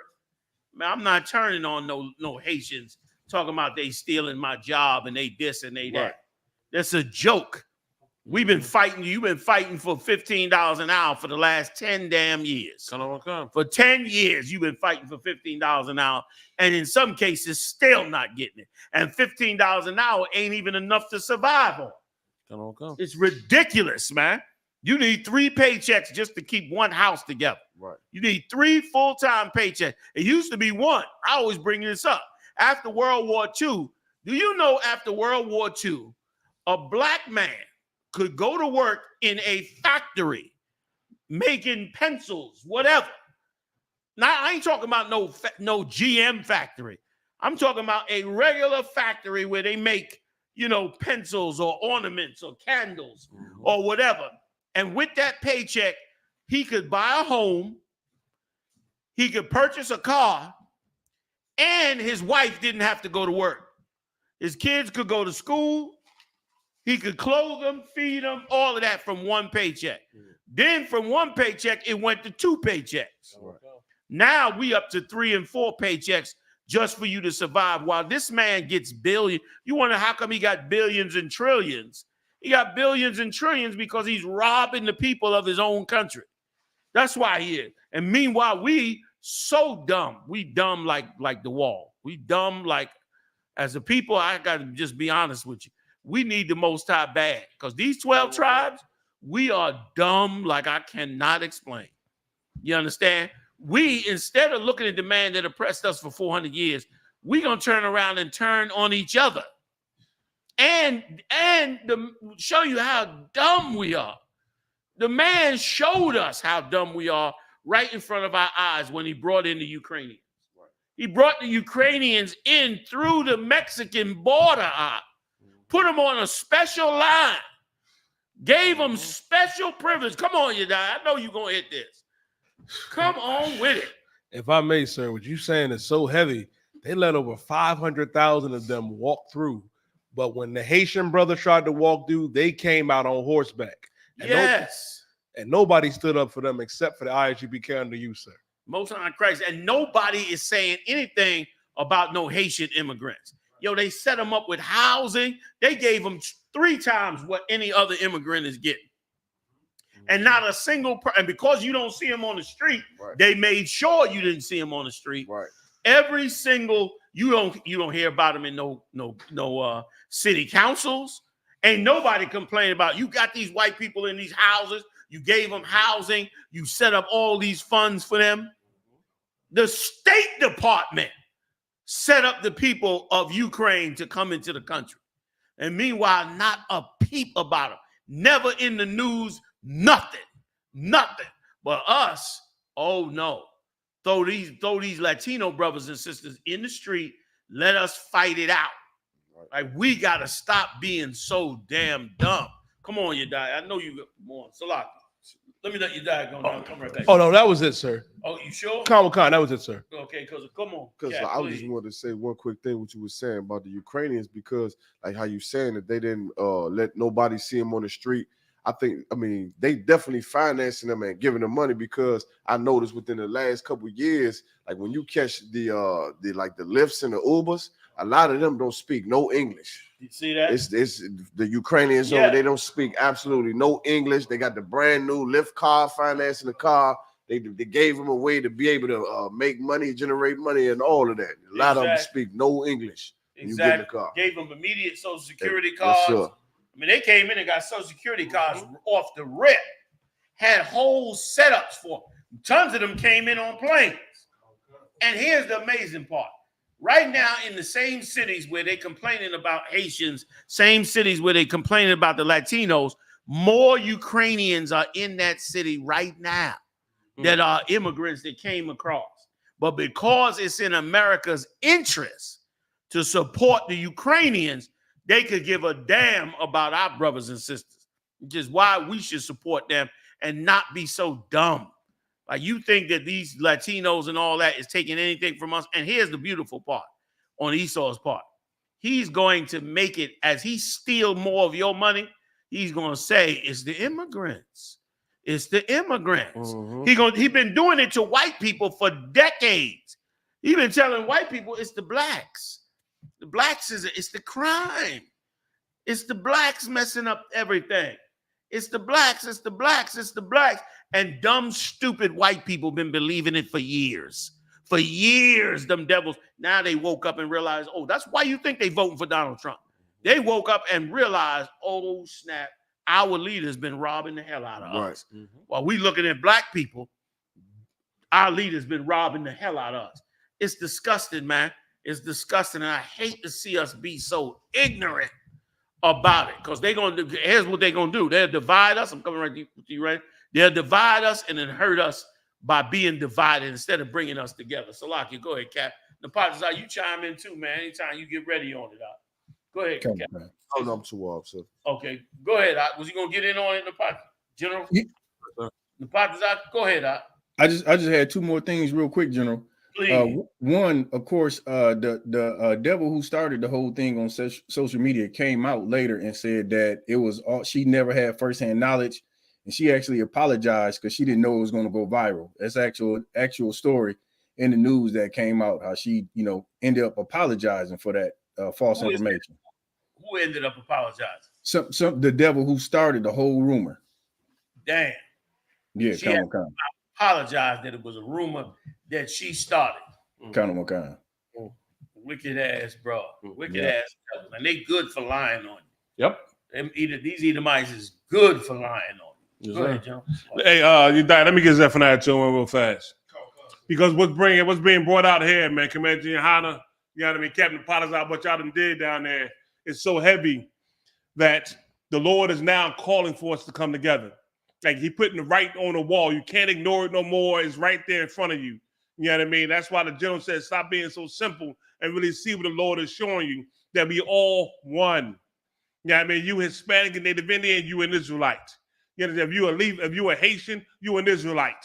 You understand me? And the Lord is calling for us to come together. That's why he was able to go down there, Captain Napataza, and talk to that brother. Let him know we brothers. That we the same. We endured the same thing. Why was Captain Napataza able to say we endured the same thing? Because the Bible said we were supposed to. And that makes us brothers. Makes us part of the same nation. Them 12 tribes of the nation of Israel. We are the same people, man. And the Lord gave us what we're supposed to be doing during these last days. Give me Zephaniah 2:1 real fast, Jediah. Khan, sir. The book of Zephaniah, chapter 2 and verse 1. Gather yourselves together. Say it again. Gather yourselves together. One more time. Gather yourselves together. The Lord is saying to come together. Now, who is he talking to? He's talking to you, so-called black man, Hispanic man, Native Indian man. He's saying come together. Meaning come together as one. Go ahead. Khan, sir. Yea, gather together. O nation, not desired. You are the ones that's not desired by everybody out here. You see that? Them Haitians in Springfield, Ohio, brother, they law-abiding citizens. They actual citizens. Working job. General YAHANNA, Commander YAHANNA did a show last week where the cat on the show said he wished he had about 10, 15, 25 more. 30 more. 30 more. 30 more. You right.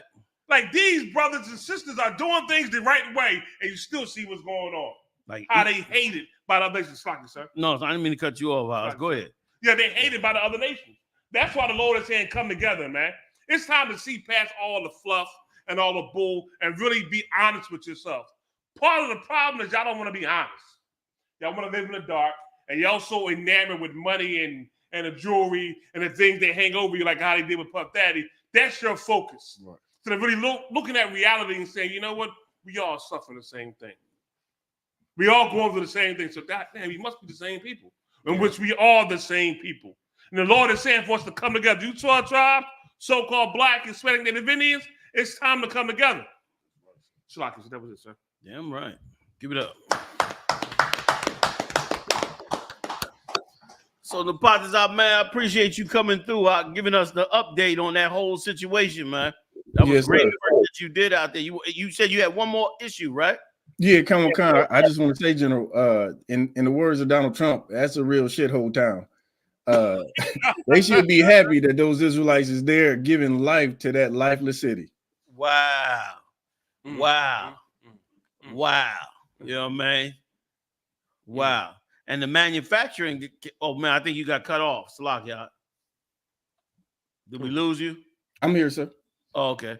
And that's heavy. And the cat that was the Edomite that was saying he was glad to have him in the town was also bringing out how the men of that town was all strung out on the fentanyl.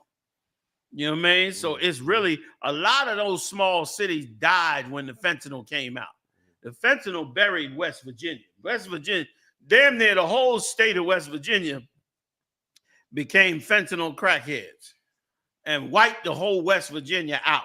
And a ton of other small towns across the country got wiped out as well.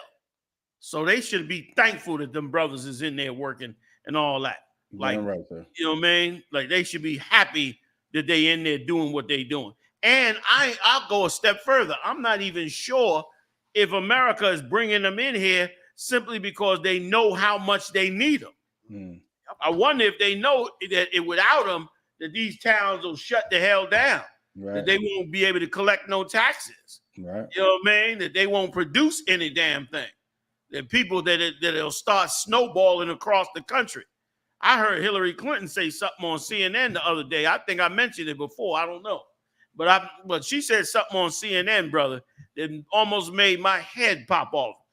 She was being interviewed by what's that East Indian they got on there? He got that show in the morning on either Saturday or Sunday. Fareed something. The show is called GPS. Anyway, she was on that show. And she said something to the effect, I'm paraphrasing.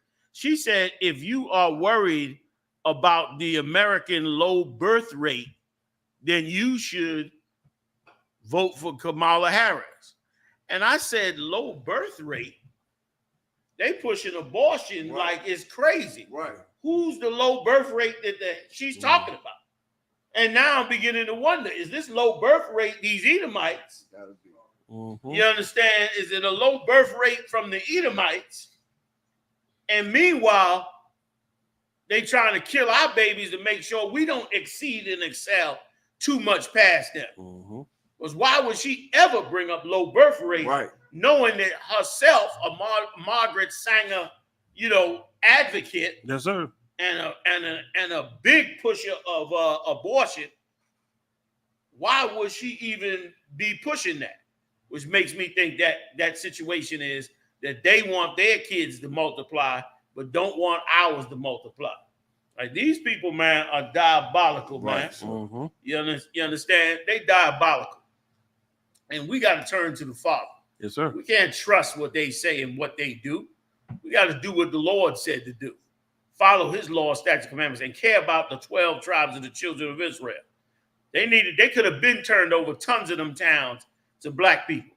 They could have said, man, y'all go on and take them towns, man, and go and set up yourselves because we running out. Their time is up. Right.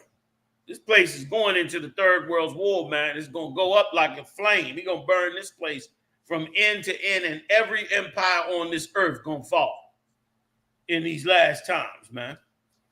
So that's why I just want to add that on that. Napataza again, the water for coming through, man. The water for having me, General. And for those of you that don't know, this is the man that puts together all the stories, you understand, for us, I mean, religiously, every week for us, without fail, you understand? Damn right, Cap. You know what I mean? And holds it down for us, man. Doing a great job, Cap, out there in Ohio. Where y'all stationed at specifically?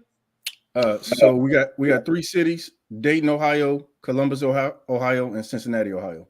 Oh man, damn near the whole state on lockdown. Big shout out to all y'all brothers holding it down out there, doing a hell of a job out there, man. That's right. Great work, brother. Great work.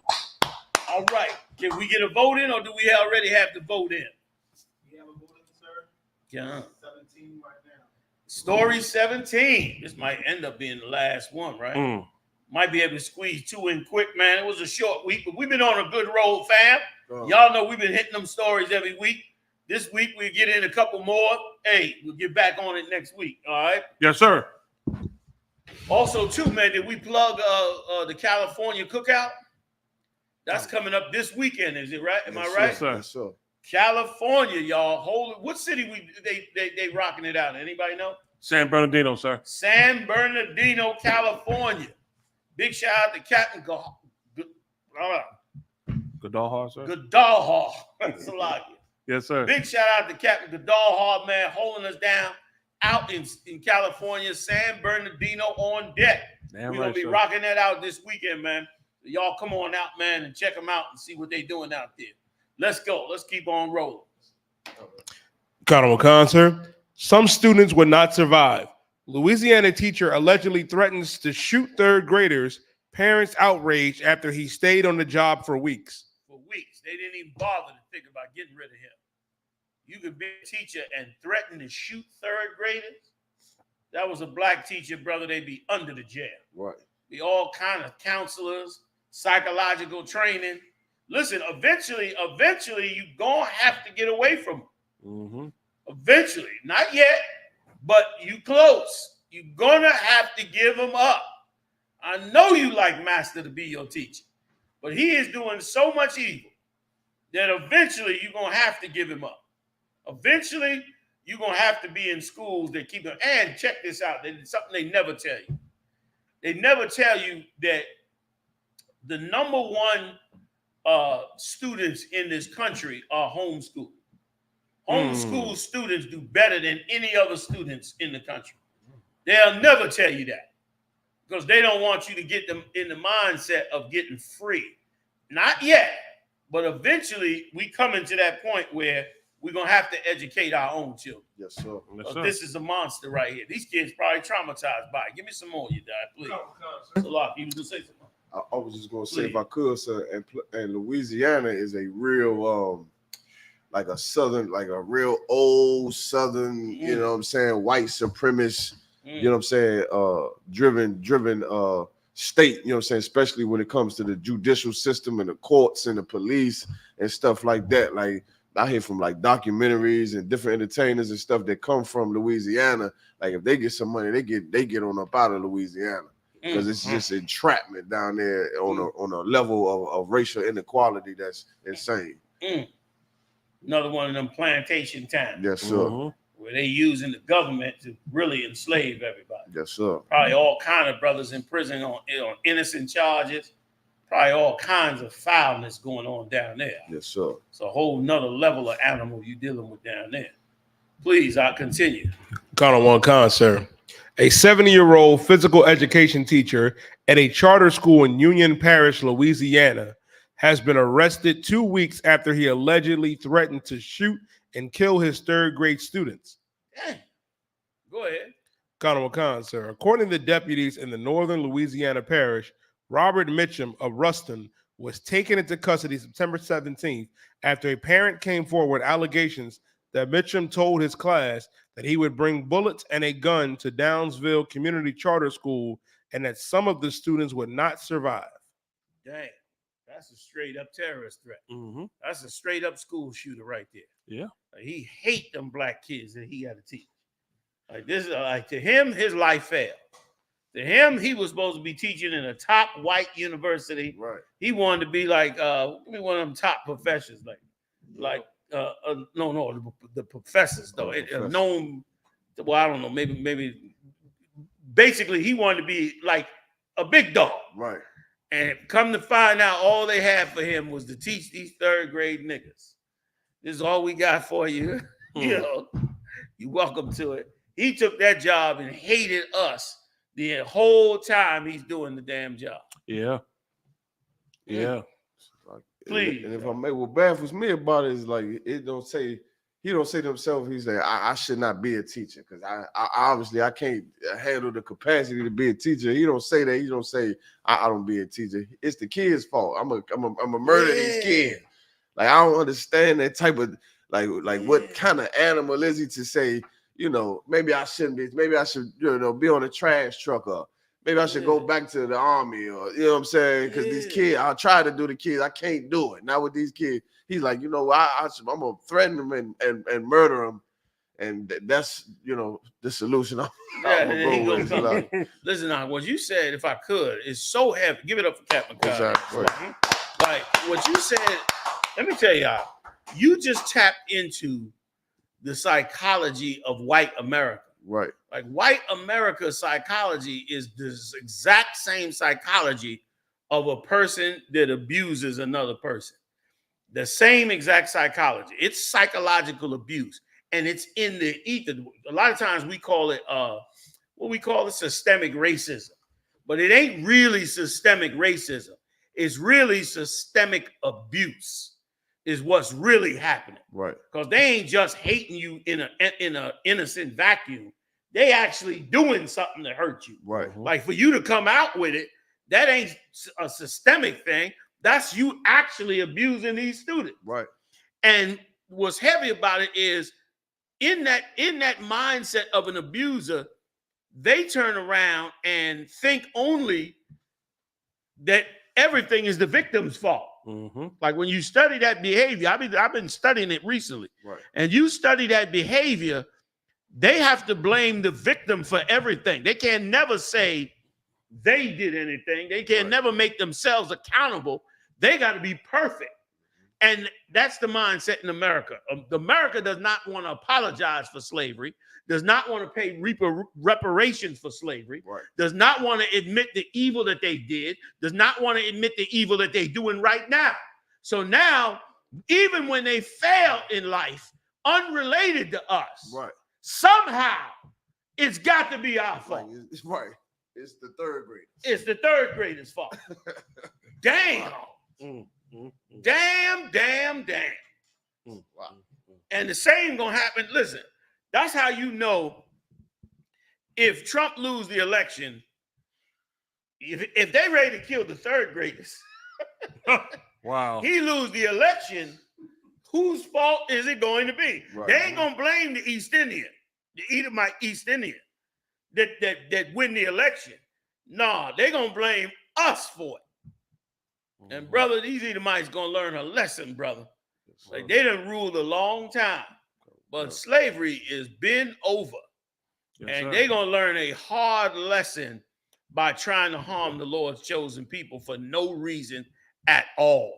Yes, sir. They gonna find out that black people, but you so dumb. These white people so dumb. Don't you know black people fought in all them wars? Don't you know they came back with the stories of what black people did? And the military lies on they soldiers. You remember that story in Iraq with the white girl who got separated from her team and was out there battling by herself and supposedly got them up out of there? They came back, man, and she came out and said the whole story was a lie. The military just set it up for propaganda to make it like she was a hero. And meanwhile, the whole story was BS. They propagandize in their military. But when you talk to the brothers that was in there, they tell you them Edomites running, scared, crying, complaining, all of that. While the brothers is the ones really, we fought in your military. Yep. So you sit up there on some gun range, you understand, with all the latest toys and act like you special forces. pop a little creatine, maybe a couple of shots of steroids. You understand? And now all of a sudden, somebody supposed to look at you like, you know, you something, you know, horrible, horrible thing. When we living in a war zone every day. Yes, sir. Every day we living in a war zone. You stupid. You stupid. You don't know what war is like, but you do know how to pick on somebody and abuse them like a bully. Right. And you've done it to the 12 tribes of Israel too damn long. It's time for you to be stopped by the hand of the Most High, man, for this evil that you do to us, man. Growing up, I used to love the whole military stuff, right? So I used to watch the movies back in the day. And right before I went in, and I was going in, and my pop gave me a story. So my pop was old Vietnam vet, 173rd Airborne Division. Rough time over there. I found out, there's some stuff happened, what he went through over there, right? So he told me, he said, I just want to tell you one thing. I said, what's up? He said, what you saying on TV ain't the truth. I said, what you mean ain't the truth? He said, what they depicting is not real. It was actually the opposite. You know how they showing how all the oppressors are they're really the real rough and tough ones? That was not the truth. The truth was that it was the brothers over there fighting that was really the rough and tough ones, right? And when the Viet Cong encountered a unit that fought hard, they knew that unit had a lot of brothers in that unit, and they backed off. Right. And that's something my father told me. And I said, wow, right? And I'm thinking about it. I'm thinking about what he's saying, right? And it's before I went in. So I go in, I get in my unit, get the 3-8, you know what I mean? Camp Lejeune. And I'm learning everything. I gotta learn, getting taught. And we had a bunch of brothers in our unit. And we came together, said we're gonna learn, we gotta learn, everybody, we're gonna come home. We all gonna come back. But we got kind of good in what we did. And we got so good that the word was that we had to get oppressor to be we had to get an oppressor who was strong over top of us to be our platoon sergeant, because the lieutenant couldn't handle us. And what they meant was this: we was overseas and we did an operation over in Turkey. We did a training with the Turkish Marines. And we had to take this hill. And we took it to left everybody behind. And we took it quickly too. We trashed some Turkish Marines. We took the hill, and everybody that was in that MU know what I'm talking about. Some cats here may be listening. All y'all know we did that, right? In 3-8. And I was in 2nd platoon. So 2nd platoon, we just gone. We did it, and they were so pissed at us because, like, who was these black people to go up here and do what they did? Now this happened, and I'm sitting up here going like, wow, like I got to be kidding me. Right. Like everything we learned from you, we did. So what's the problem? The problem was, and this is something I learned too when I went in the military, was that they know we natural warriors. They know what's inside of us, but they can't let us be to ourselves. They got to have them over top of us, monitoring us, which is what I experienced. And it rung true. What my father said was that, what they tell you in movies, be the exact opposite. That's why stuff I see out here today, like it don't faze me. I look at it and I laugh to myself a lot because I know a lot of it is bull crap. Because they ain't really the ones who are really the ones being that tough in situations. It's really them brothers over there. And our oppressors, they know it. And the enemies know it as well. Yeah. You know what I mean? It's another thing I saw. It was some sort of thing, a documentary on brothers going to Vietnam. And a brother said one thing. He said, I didn't learn how to be tough in the military. I was tough before I went in the military. And that rings true. Like what you said, so we grew up in the ghetto, in the hood, in the barrio, and the things we experienced, like a lot of things we experienced, we going in our precious military, we able to adapt and overcome. They know that. They understand, they see that. I done had cats general boot camp. I mean, big muscle bound oppressors crying themselves to go to sleep. Because they couldn't take what we was doing or what was going on. To me, it was like, all right, I'm cool with this here. I can take this and run with it. Yeah, they couldn't. And they know it. They understand what's going on. That's why you see a lot of cats that's lieutenants, platoon sergeants, different things. The majority of them be the oppressor. It's for a reason. They pushing them to be up over the top. Meanwhile, in the police force, Edomite white men is the highest rate of suicide. In them police forces, man. They killing themselves in them jobs. You know what I'm saying? You should behave yourself, man. Stop trying to find the black people out. Stop trying to make black people your scapegoat for all your problems. Your leaders messed this country up. Your leaders robbed you of everything. Your leaders took away your rights. Your leaders destroyed your constitution. We didn't do that. Your leaders did that. But you so heart bent on making us suffer because that's the only thing that makes you feel good. But the days of captivity coming to an end, man. You understand? The Lord's people are going to stand up and help themselves, man, and do what they got to do. You know what I mean? People tired of being afraid of you for no reason. Nobody has supported white America more than black people. Nobody fought in your battles, stood with you in every way possible. But like any person that's a psychological mess, you harm the people that help you. That's what you do. You placate to the people that fight you, but the people that help you, that's the people you abuse. And that's exactly our life in this empire. You want to understand our life, and that's why the UPK is so beautiful. You want to understand your life in this place, go learn the dynamics between an abuser and its victim. That's what's happened to us here. And let me tell you something. A lot of you out there, you love Sylvester Stallone and all that. Sylvester Stallone was a propaganda tool. That's what the hell he was. Him and his witch mama was propaganda tools. His mama's a straight up witch, full out witchcraft. You understand? And he was a propaganda tool. That's why he was in two places, mostly in the military, movies, Rambo. He's some cat saving the soldiers with no shirt on in the Vietnam jungle. Meanwhile, you Edomites that was in that Vietnam jungle, them mosquitoes beat your ass. You didn't even get to the Viet Cong. The mosquitoes whooped your ass before the Viet Cong could get to you.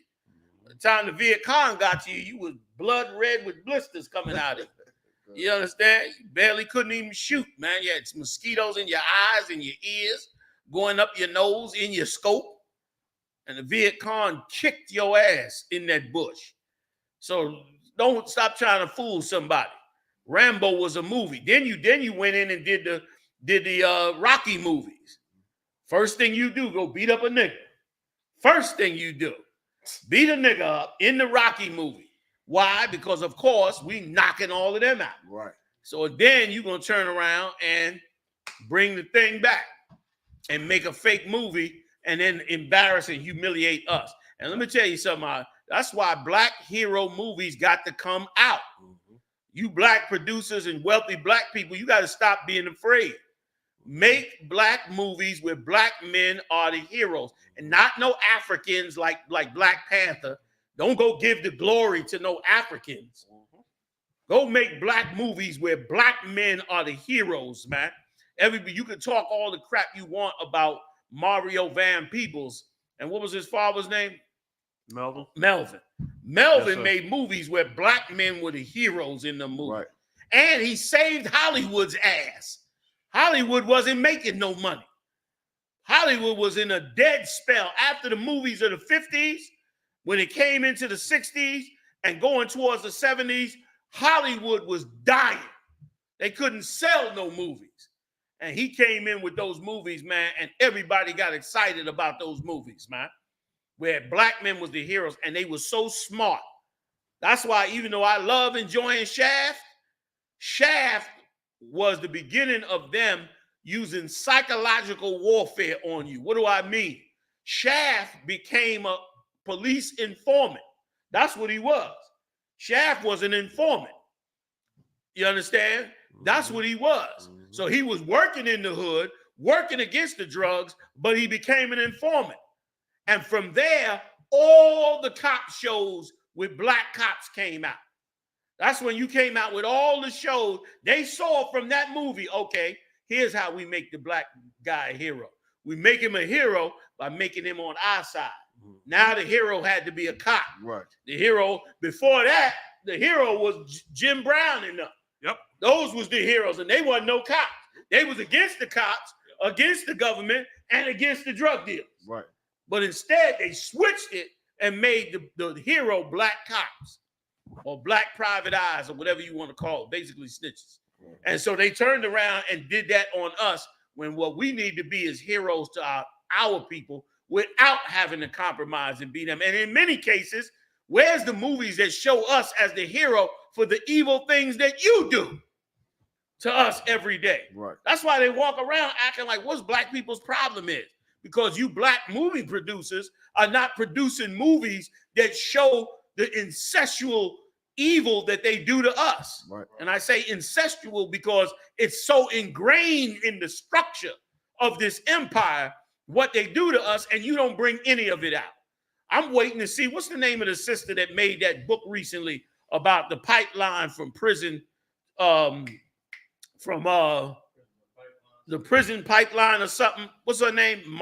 Alexandria, I think it's her last name. Sure her name, sir. Anybody out there know her name? Let me know. Yeah, go ahead. If I may, so when you're speaking about heroes too, somebody need to commend that little boy that told his mother about this teaching in Louisiana, because he was sure saved them kids' life in that school. You know what I mean? He making no stress like that. I mean, he could have been trying to bully him. He could have been trying to instill some fear, because, you know, our people in Louisiana, we rough to them third graders probably big as he is down there in Louisiana. Probably punking him. He got to say something down there. You understand? But it was a real threat. And whatever brother went and told his mother, and she acted on that, I mean, that's a straight up hero, because school shooters are a real thing in America. And they was going to let it slide. That's it. Yeah. They was going to let it slide. Anybody get her name? Yeah, Michelle Alexander. Big shout out to Makola. Michelle Alexander. Michelle Alexander put out a book, brother, breaking down the whole system of what they're doing to put us in prisons, man. You know what I mean? And there's other components to it too. I told you about the music component. That's a whole nother component that they're using to put us in prison. Where's the movies at about that? That's why you ain't selling no movies. You're not revealing what needs to be revealed.